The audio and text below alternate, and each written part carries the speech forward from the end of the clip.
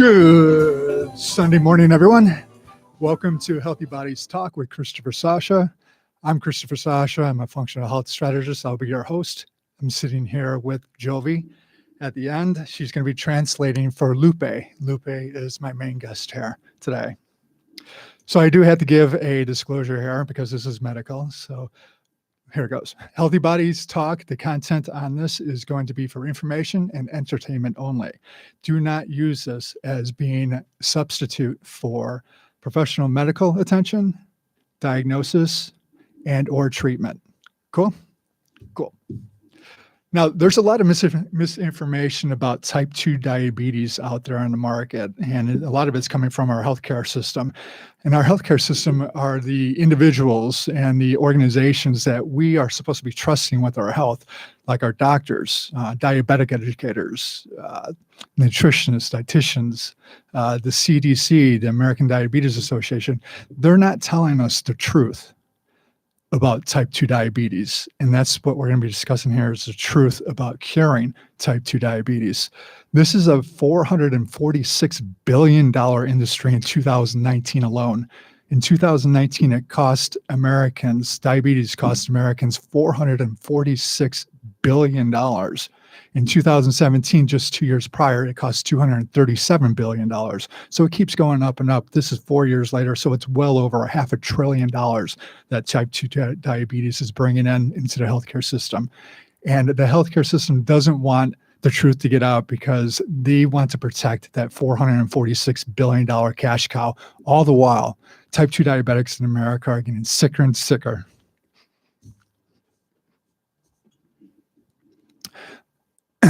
The way that our healthcare system treats type 2 diabetes is in a way where it feeds the medications, so there's no hope of ever getting off your medications. It's like being in a sinking boat where there's a hole in the bottom. Our healthcare system, what they do is they get a bucket and they try to get the water out of the boat while the boat is sinking. What we do is we actually plug the hole in the boat and then we get the water out. So Lupe is one of my first clients that got off all her medications and diabetes. And I would tell her at the beginning, imagine a life without medications. Imagine a life without having to prick your fingers consistently trying to figure out where your blood sugar levels are.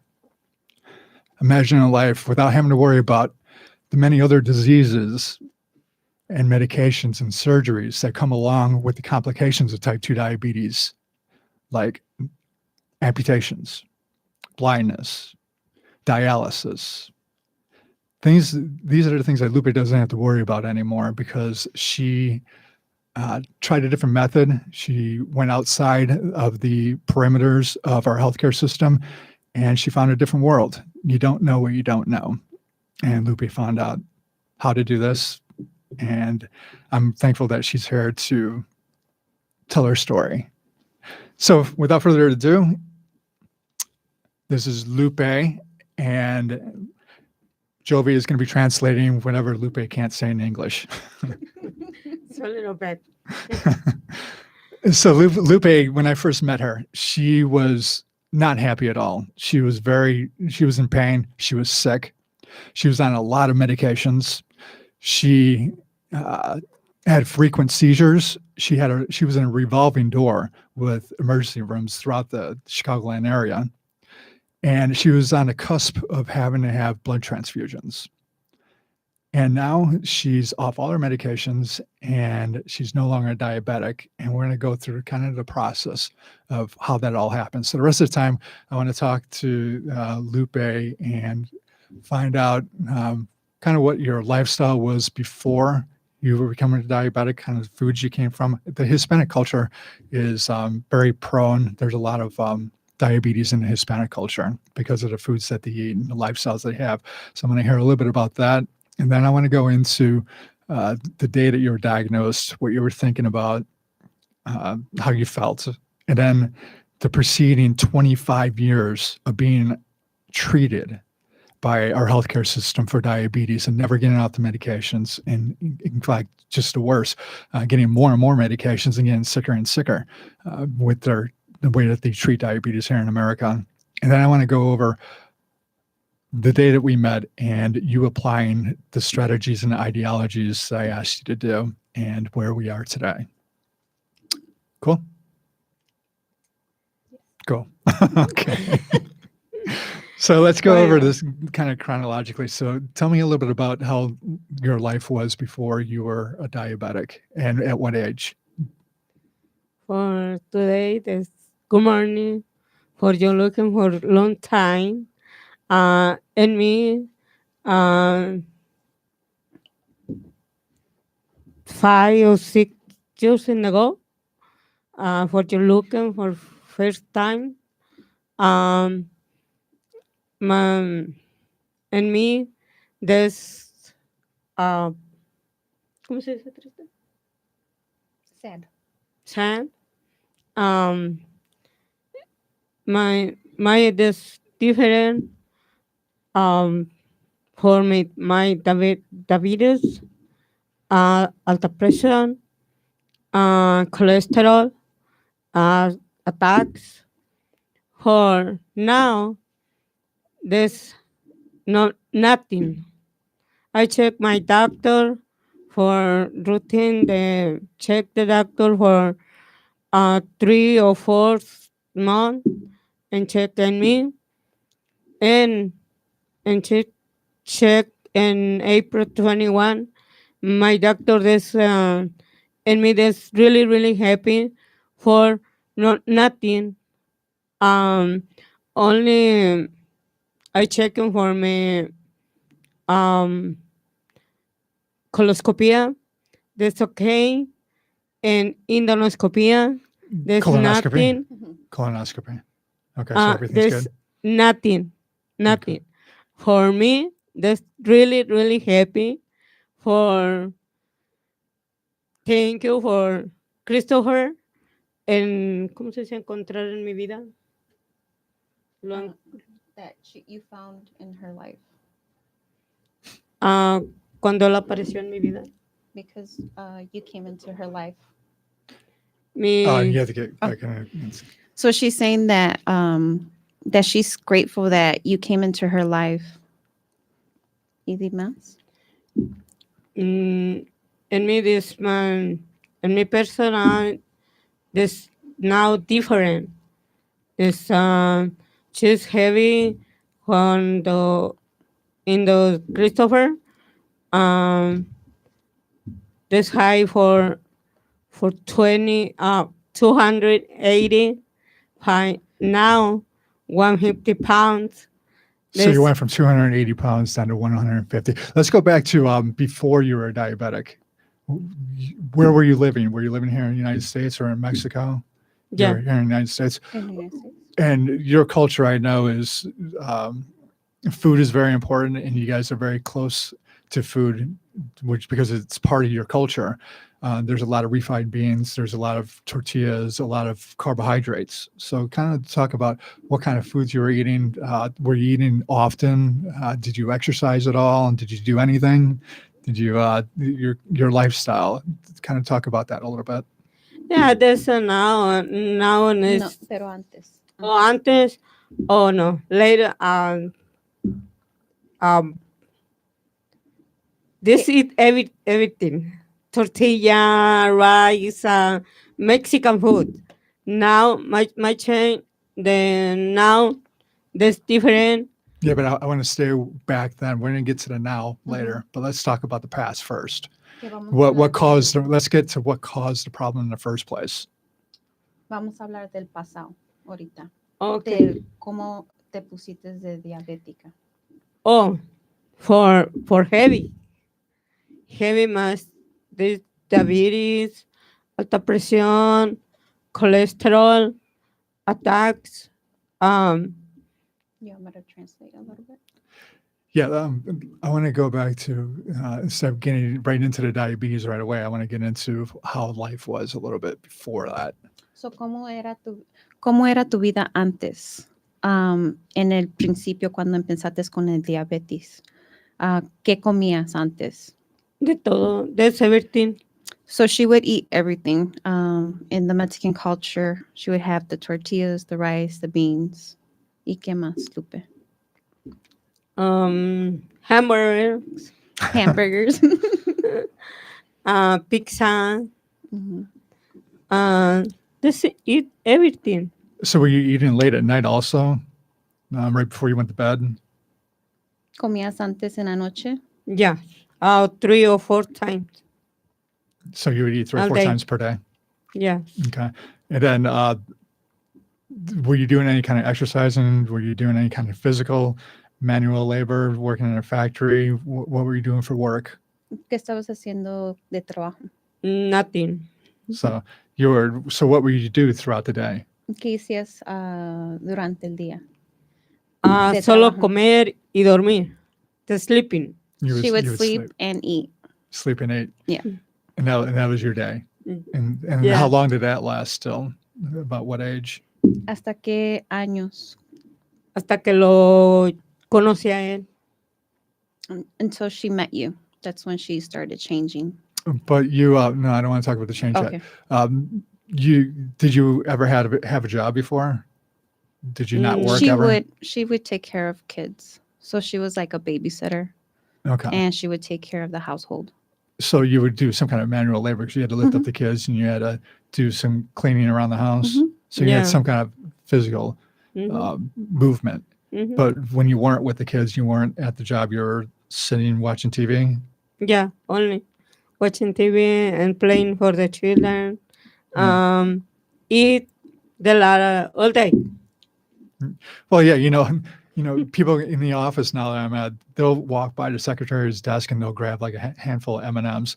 And, after the entire day, after weeks, months of doing that, yeah, you're going to gain some weight just from those handful of M&Ms. So a lot of people don't, they're unconsciously eating. They don't realize they're putting something in their mouth all the time, whether it be Tic Tacs. I had one client that would eat an entire box of Tic Tacs every day because she was a lawyer, so she wanted to have fresh breath when she was with the other attorneys and speaking. So she gained actually a couple pounds from Tic Tacs alone, and we got those out of her diet, and she lost just like 3 or 4 pounds just from taking out the Tic Tacs. So just those little things all add up. So, okay, let's go to at what age were you diagnosed with diabetes? ¿Qué era la edad que te diagnosticaron con la diabetes? And 25. 35. Yeah, 35. You were 35 years old when you were diagnosed. Mm-hmm. Okay, kind of go back to that day and kind of remember what the doctor said and how you felt when you were diagnosed. Was it a surprise that you were diagnosed with diabetes and you never knew about it because it was never brought up to you? Yeah, I look at my doctor. I talked to me, and me and diabetes. It's a lot of quiet, There's a lot of what? and this ¿Qué? que me sorprendí, me agarré llorando. That she started crying when she was told that she was diabetic. Because you didn't know anything before, so you're kind of shocked. Que Correct. yo iba a durar de 3 a 4 años. Cuando yo me podía morir, podía dializarme. So they told her that she would only last maybe 3 to 4 years because they could also start doing dialysis on her. So she was a little astonished with that. And they explained what dialysis was and everything. And that was way back. What year was this? ¿Cuál año fue eso que te dijeron eso? ¿A los 35 o fue apenas? No, en los 35 años. When she was 35, they told her that. So in 1998, when was that? What year? When was she 35? Oh, we got to break out the calculator. I remember. It was a long time ago, Chris. Yeah, that's That was 25 years ago. yeah, 25 years. So it was 1998, right? 1998. Yeah. Mhm. So you were diagnosed in 1998. What was going through your head? Because some people that I know, they start thinking they actually have suicidal thoughts. they get so depressed. And you mentioned that you were on antidepressant medications earlier. So I know that that plays a factor into this. So what other things were going through your head when you heard that you were diabetic and you would have 3 years? Now, is that 3 years of living or 3 years of being on medications? What was 3 years? ¿Qué eran los 3 años? ¿De vivir o de medicamento? ¿Cuándo te dijeron a los 35 años? Yo no quería, mi vida fue una tristeza, nada de, yo no quería saber nada, no quería vivir ya, no quería nada. Me sentía muy mal, aparte de que estaba muy pasada de peso y con mis enfermedades que tenía, como 4 o 5 enfermedades, y pues quise entrar en depresión, incluso fui a dar al hospital por depresión. So she was diagnosed, and she said that she started getting very depressed in regards to that. So she became very depressed, and she was really sad in the fact that she had diabetes. She had like 3 or 4 other diagnoses of health issues in her body. So it caused her with a lot of depression, and they put her in the hospital for that as well. And with the depression, did that lead to a lot of overeating? Because carbohydrates produce serotonin, which makes you feel better. So a lot of people, when they're sad, depressants eat a lot of carbohydrates. Did you start eating even more after you were diagnosed?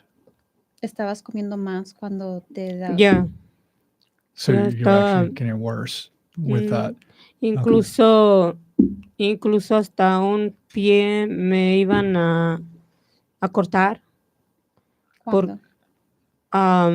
cuando tenía como unos 5 o 6 años con el diabetes.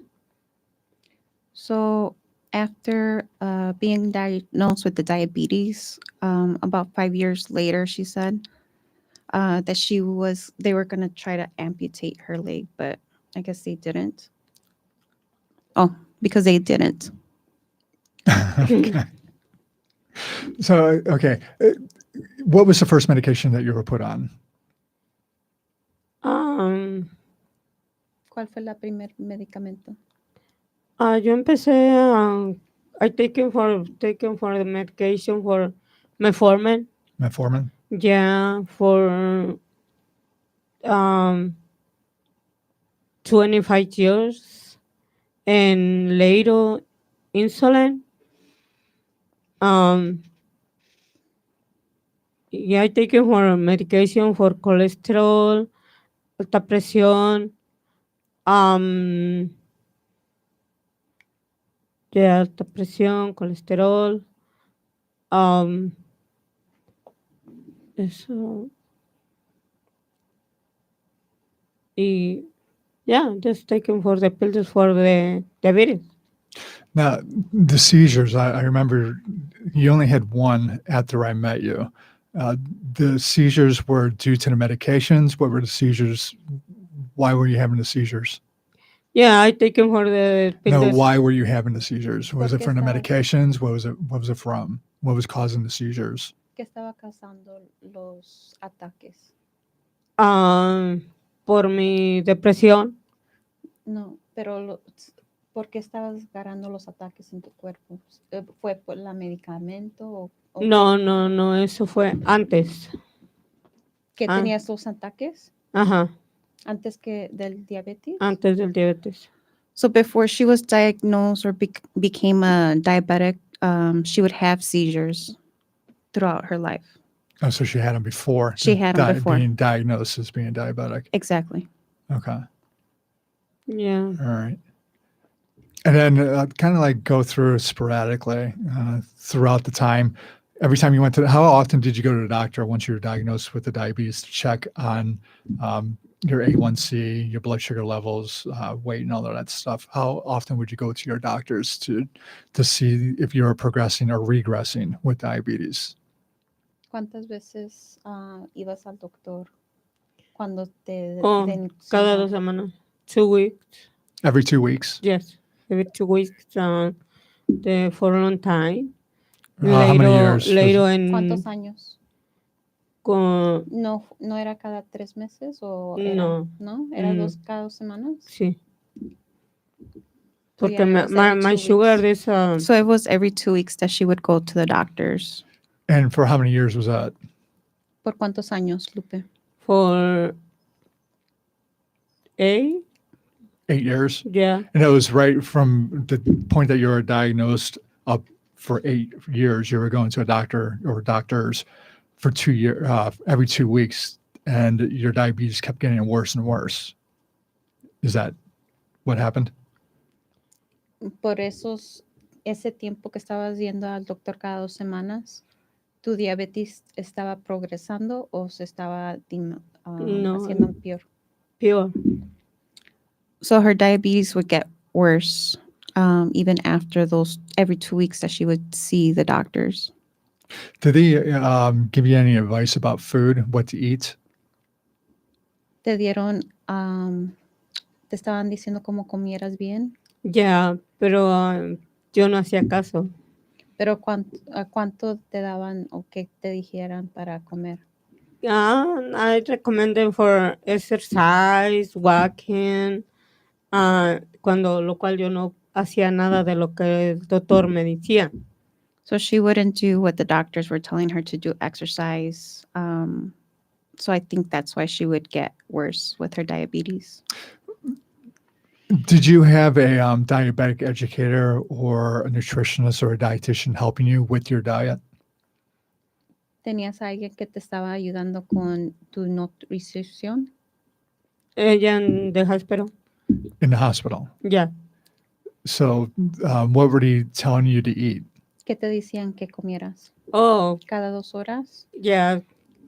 Eat food. Every 2 hours. They were telling you to eat every 2 hours. Mm-hmm.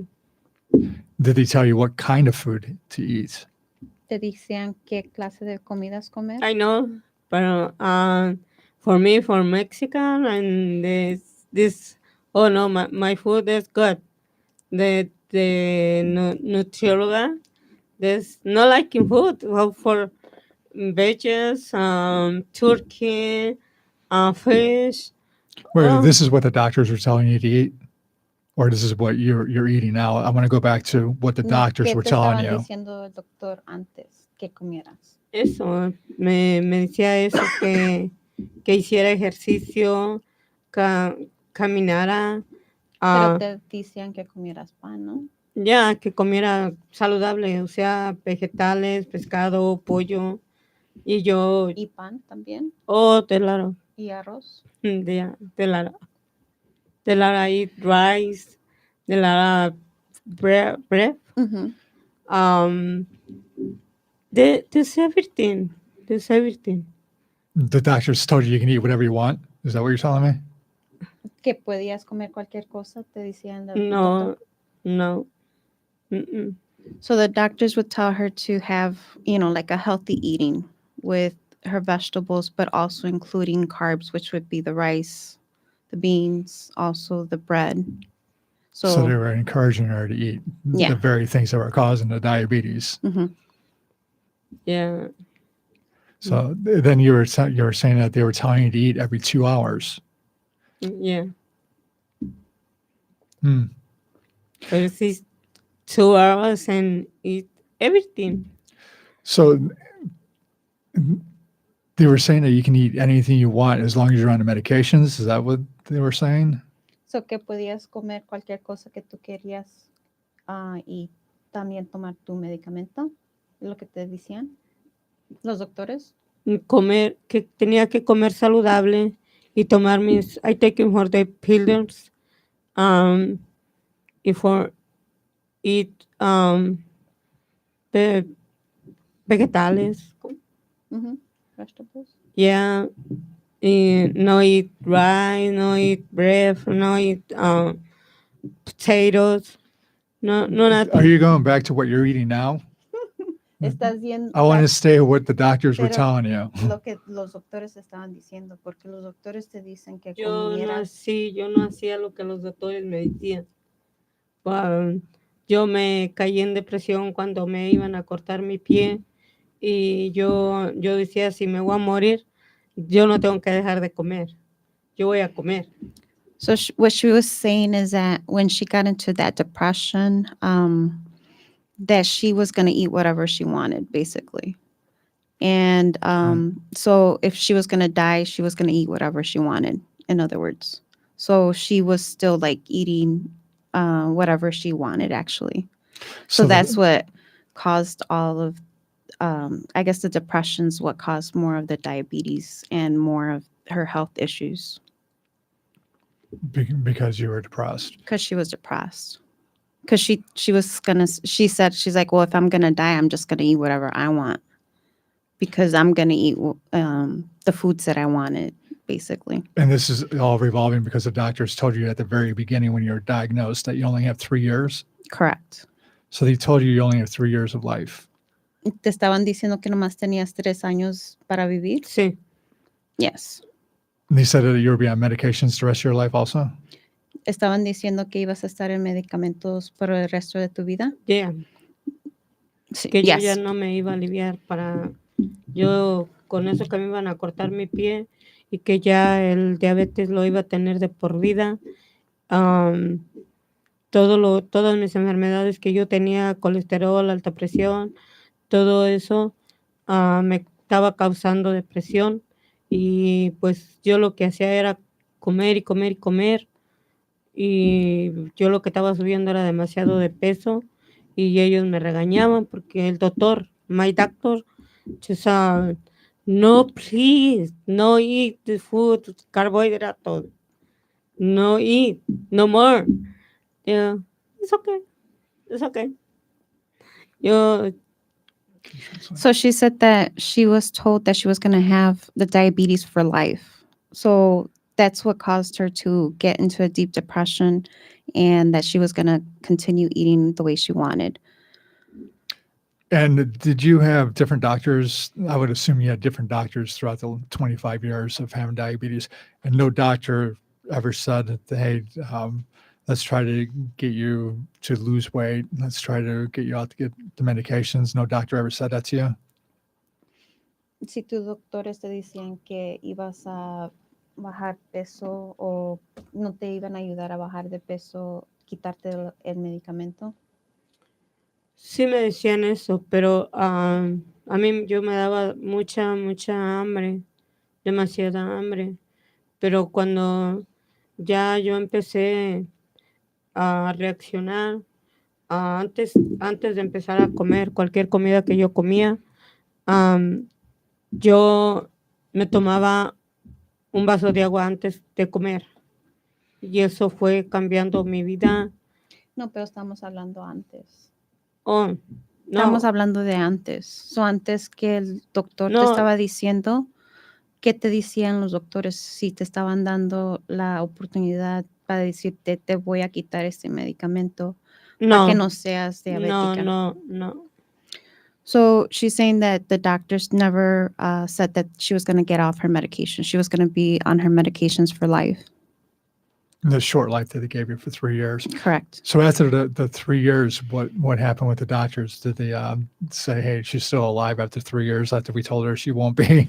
Did they start giving you different regimes with your medications, or try to help you more with losing weight, or with telling you any kind of advice about exercise? Was any of that mentioned to you? So después de los 3 años que te estaban diciendo que ya no ibas a vivir y que vas a estar con el diabetes, no te dijeron, porque ya seguiste de los 3 años todavía viviendo, ¿qué más te decían los doctores? Que no entendían, que estaban sorprendidos porque yo, aparte del pie que me iban a cortar, ¿Y este fue cuando tenías 35 años, Lupe? Sí. Okay. Y de repente ellos se fueron sorprendiendo, pero porque yo salía a caminar for 30 minutes or 40 minutes every day. Después de los 4 años. Yeah.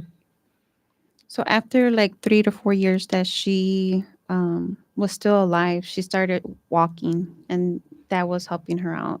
And then you did that on your own recourse or through the encouragement of your doctors? ¿Tu doctor te decía que hicieras eso o tú Yeah. lo hiciste? No, my doctor. Because the doctors asked you to or suggested for you to do it? Yes. Okay, so you started walking.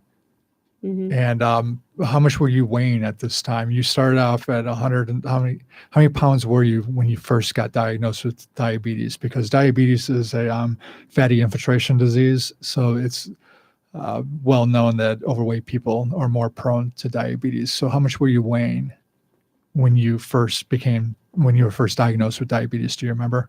¿Cuántos pesabas? Cuando me diagnosticaron pesaba 286. When you were diagnosed 25 years ago, you were 286 pounds. Mhm. And then you And remained. she's only 4'11". And she's less than 5 feet tall. And this is the problem with, I feel, is the problem with our healthcare system is that they give you cursory suggestions of what to eat and how to exercise. But the fact of the matter is that doctors don't take any courses in physiology, so they don't know anything about exercise unless they do their own research on exercise. As far as food, doctors only need one course, one nutritional class to be able to get their doctorate degree, and that's hardly enough to be able to suggest any kind of diet for diabetics. So they tell you to eat, the cursory stuff that your grandmother would tell you: eat vegetables, eat some meat. But they're also telling you to eat the very things that are bringing up your blood sugar levels. So when you eat, every time you eat, your insulin levels go up. So the first thing we need to know about diabetes is that diabetes is not a blood sugar problem. It's an insulin problem. And any doctor knows that insulin goes up way before blood sugar does, because our bodies are always trying to heal themselves. So our bodies have defense mechanisms to try to get the blood sugar level down. And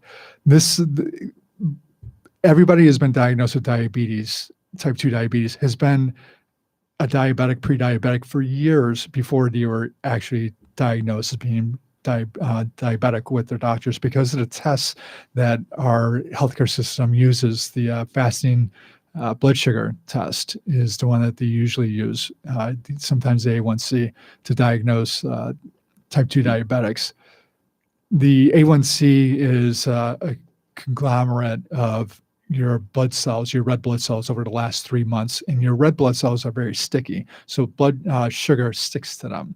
So A1C is a much more reliable test than a fasting blood sugar test, which is just a snapshot of the here and now. So when you get the fasting blood sugar test that's most people get during their annual checkup, at that very moment, that they're taking a blood work is where your insulin level or where your blood sugar levels are. Now, you could be stressed at that time. Maybe you're thinking about work. Maybe you're thinking about an argument you had with your spouse, and your blood sugar levels are going to go up because of the biochemical reactions that your body goes through when you're in a stress mode. Or you can be completely relaxed and your blood sugar levels be lower than they normally are at that time. So the fasting blood sugar level test is, I think, is inferior. It needs to, if they're going to use it, it needs to be coupled with another test. A1C, C-peptide is what I would recommend. The A1C, a normal A1C is below 5.6. When you get to 5.6 to 6.4, you're a pre-diabetic. When you become 6.5 with the A1C, that's when you become a diabetic. And when you have 2 consecutive tests of an A1C 6.5 and above is when they diagnose you as being a diabetic.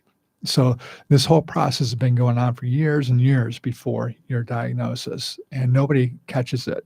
The healthcare system doesn't catch it. So I feel it's inferior. Most people don't know this, so this is why we're here. We're trying to educate everyone.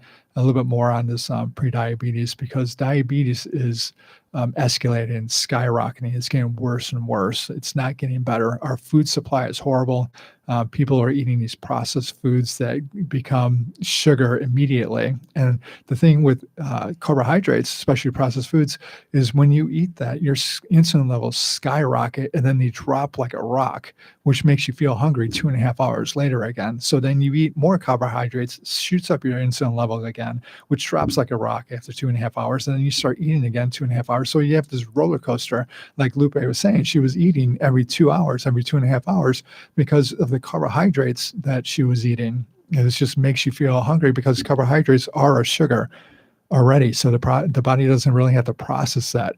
Whereas protein is very dense and it needs to be broken down. And it takes a lot of energy for your body to break down the protein. Your insulin levels go up less than about half as much as insulin does, but it stays, you feel satiated, you feel full for about 5 hours with 6 hours with protein. So you don't eat as much. The doctors aren't telling you that you should be eating more protein and more fat. They're encouraging you to eat more carbohydrates. And this is what I meant when I first opened up, that our healthcare system treats diabetes in a way that feeds your medications. So they're telling her to eat more carbohydrates so that she can stay on the medications. I feel, and this is my personal opinion, that our healthcare system does not want you to become healthier. This is a $466 billion industry in 1 year. They're not going to give that up. So if every type 2 diabetic knew that they can more than likely get off all their medications, become non-diabetic, our healthcare system would collapse. And that's not what they want. So there's a saying in this. It's a cartoon figure of a doctor with this patient, and it says, a cured patient is a lost customer. They don't want to cure you. They want to keep you on the medications. Pharmaceutical industry is horrible. They're greedy, and that's all they don't care about life. They take money over life any day. And these are my opinions, and the facts show more and more people are dying or becoming diabetic. They're getting sicker and sicker, is what I've seen with our group throughout the years.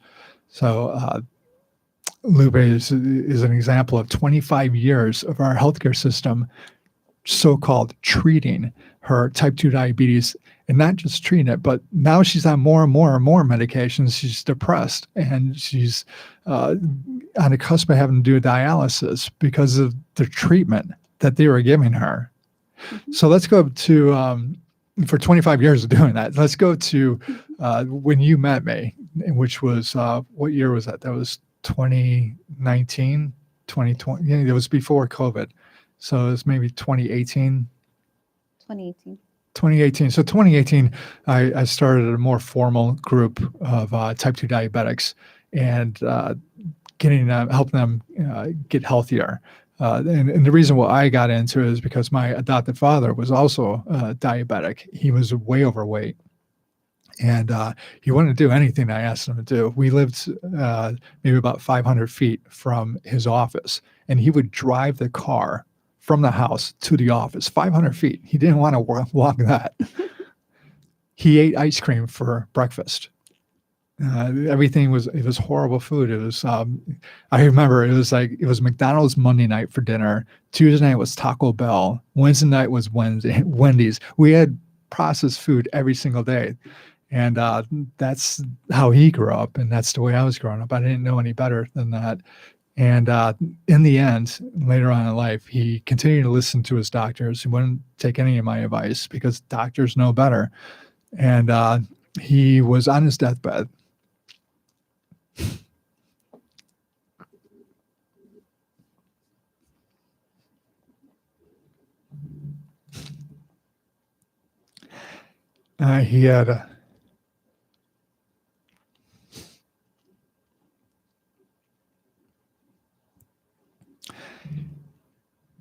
He had one leg amputated.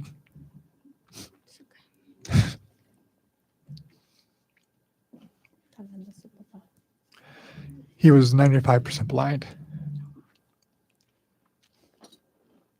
He was on dialysis for years. dialysis is horrible. So this was him listening to the doctors and treating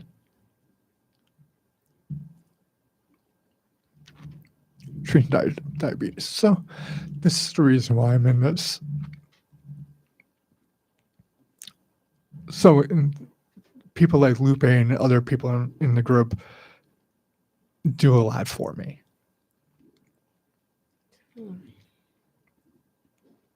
So being able to help you guys, the help that I wasn't able to give my adoptive father, was really a gift to me too. So enough of emotional stuff. Let's go back to you. Sorry, I mean, understand. This my mom, she's right for diabetes. I don't know. She sent me. My heart is. Oh, I don't know. My heart is pain for my mom. She's right for diabetes, and me. You know, I talked to my mom. This. No, Sam, please. Uh, I can uh, haz caso en mi vida, cómo estoy yo. This, I don't know. So she would Today, tell her mom, like, listen to me. Look what I'm doing. Try to do the same thing. Like her mom's birthday's today. So she's missing her mom. I'm sorry. yeah, Yeah, I didn't intend for this show to be so emotional. you know, Yeah, and the thing is that they say that diabetes, if other family members and you have diabetes, that you're more prone to it. And that could be the case, not because of genetics. Not everyone blames it on genetics. Genetics, what they've shown throughout research, is that genetics have between a 5 and 30% effect on your health. That means you have between 70 and 95% control of your health. It's epigenetics that are causing this issue. And that's epigenetics is your environmental signals. It's the food you eat. It's the stress levels you have. It's the amount of sleep when you sleep. It's the exercise that you do or don't do. These epigenetics, this is what's causing the diabetes, not genetics. Genetics is like having the gun, but it's loaded. It's not going to go off. It's the epigenetics that pull the trigger. Mm-hmm. So if people are more aware of their what they're putting into their mouth and what they're doing with their bodies and their stress levels, are they getting enough sleep? Also, your beliefs. Your beliefs are huge. I'm just getting more and more into how much power your brain, not your brain, but your conscious has. A person can actually get themselves sick just thinking about it because of what that does. It initiates your fight or flight response, stress levels. What that does is when you're stressed, your immune system goes down and that makes you susceptible to many of these diseases. So if you do that every day and you live in a stressful environment, your immune system is weakened and you become more prone to many of these chronic diseases like type 2 diabetes, heart disease, cardiovascular disease, many of these other things, all because of your environmental signals. So that was the big thing with my group. I was very adamant that anybody that wanted to participate in this group, that they had to participate, they had to apply themselves, and they had to be determined to get themselves healthier. And Lupe is one of those people. She did what I asked. So why don't we go over when you met me and when I said that it's possible that you can become a non-diabetic and get off your medications. So why don't we talk about your first experience of our first class. In the class, what I did is I gave a 25, 30-minute educational thing because you don't know what you don't know. People are not educated in this. So the big thing is educating the people on what foods do to you, what lack of exercise does for you, what stress does to you, what going to bed late at night and eating right before you go into bed, what all that stuff does to you and your hormones is what makes you sick or makes you healthy. So that's part of the program. The other part of the program is that we'd also exercise. So how did you feel the first time we had exercise? I didn't think you liked it very much, did you? Oh, that's good. It was okay. It was Yeah, okay. yeah, it's good. It's okay. Mm. Él está diciendo que cuando tú lo conociste primero, que cómo te sentiste la primera vez de tu primer hacer tu ejercicio, porque te estaba enseñando o educando cómo empezar el proceso. Oh, para mí fue algo que Dios me puso en mi vida y fue un cambio total al conocerlo a Él, porque fue mi inspiración en educarme y en decirme, ah, se lo agradezco por lo que Él, sus palabras que Él me decía, no, no good, no. Y a través de eso me fue inspirando mi vida a salir adelante y por Él y por las personas que tuve alrededor de mí, sentí un gran apoyo de seguir viviendo adelante y mi vida fue un cambio total de que Él me inspiró mucho en ayudarme, en your inspiration for me, and you help me. En mí, mi vida Did fue, you get all that? Can you translate? So she's grateful to God that he put you in her direction and that you were able to educate her because you're a great inspiration to her. So she's truly grateful to you and especially all the education. She was praying for something different, for something to come into her life so she can get better. And she started realizing that because you were more of the aspiration. ¿Y qué más dijiste? por, porque Él me inspiró mucho que yo sentía que Él me metía presión a mi vida en ayudarme. So you gave her that inspiration because you put that pressure in her life. So it was like you would tell her, no, you shouldn't be eating this. No, you shouldn't do that. But at the same time, it was a good turnout because you inspired her to do better so she can get off the medications. Let's go to that. When you first started with the new regime with May, what were your doctors doing? What were they saying when you were starting to get healthier? When the first time you got off your first medication, when you started getting insulin units that you had to inject, when they started decreasing, what were your doctors saying to you? What were they asking you? Eso que te estaban diciendo tus doctores cuando empezaste con sus programas y te estaban quitando los medicamentos y bajando. Ellos estaban sorprendidos que estaba haciendo, que quién me estaba ayudando. So they were astonished with her progress and that who was helping her. ¿Y qué más? Y que yo ya no necesitaba ese medicamento y yo me sentía happy. For you help me. Every day mi vida fue cambiando, que a través de cada vez que me iban chequeando bajaba just down 4 pounds, 4 or 5 pounds, 3 months, and 3 or 4 So every months. time that she would go to a doctor, she started losing the weight and they started removing medications and they were just astonished with the progress that she was doing. So they were questioning her, like, who's helping you? What are you doing different, basically? Were they still giving you advice of what you should be eating? They were still giving her advice. So they would still give her, because with the diabetes or any diabetic, and this is what she's told me before, that she would have a nutritional class that she would have to do. So On a weekly, but how often? ¿cuántas veces hacías la clase esa con los doctores, con la nutricionista? 1 month.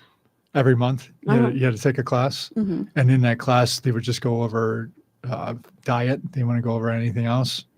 Nomás hablaban de la dieta contigo en Sí. cada mes. Sí, pero ves que le ponen a uno que prepare uno su platillo, y ya cuando ellos miraron mi forma de cambiar mi food, my food, there's fish, salmon, vegetables, no bread, no nothing, no tortilla, no nothing. Oh, wow.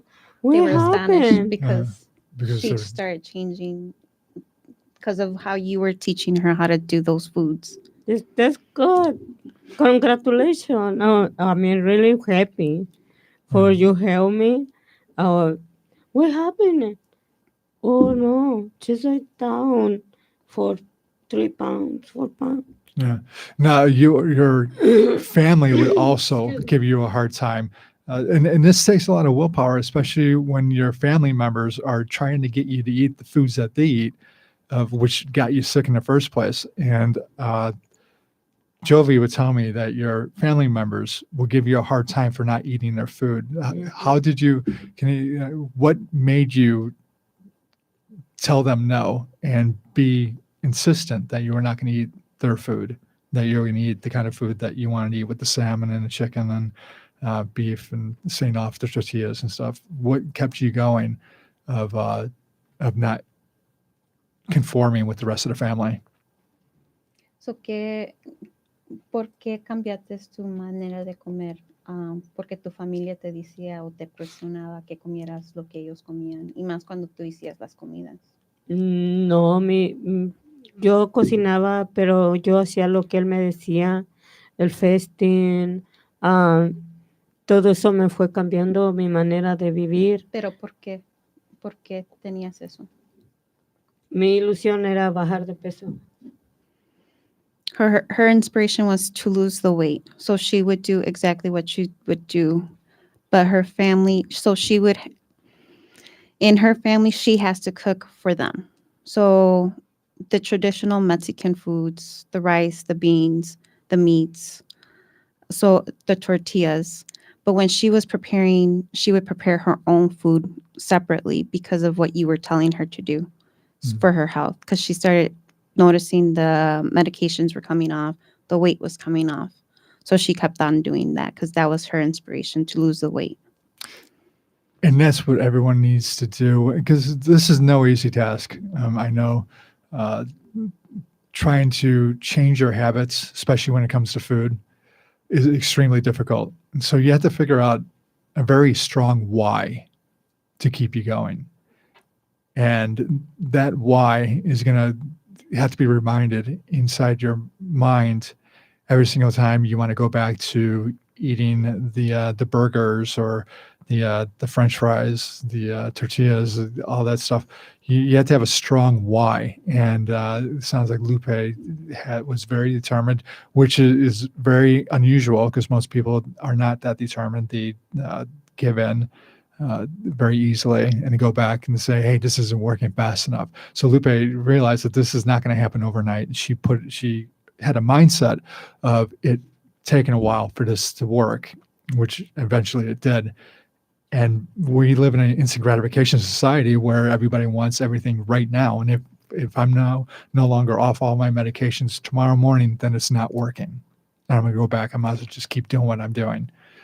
So, Lupe, we're winding down with time here. So I wanted to say thank you so much for giving us your experience of going from a diabetic and listening to the doctors and getting worse and worse with your health and not getting any better, and then trying a different ideology, different strategies that got you off the medications and becoming non-diabetic. Is there anything else you want to say? ¿Alguna otra cosa que quieres decir? Pues, perdón.